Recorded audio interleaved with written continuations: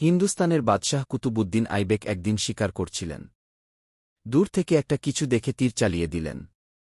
তারপর শিকারের কাছে গিয়ে দেখলেন একটি কিশোর তার তীরের আঘাতে জখম হয়ে পড়ে আছে।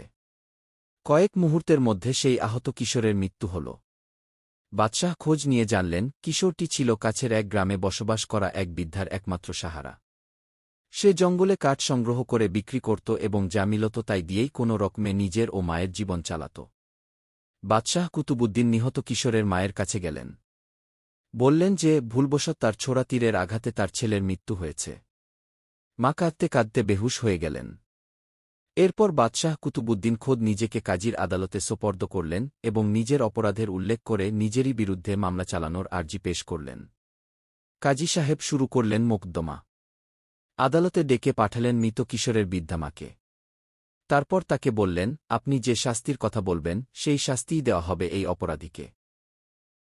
বৃদ্ধা বললেন, এমন বাদশাহ ফের কোথায় পাওয়া যাবে, যিনি নিজেরই সাম্রাজ্যে নিজেরই বিরুদ্ধে মামলা চালাবেন এবং এমন এক ভুলের জন্যে যা জেনে বুঝে করা হয়নি। আজ থেকে কুতুবুদ্দিন হবে আমার ছেলে। আমি মাফ করে দিলাম তাকে।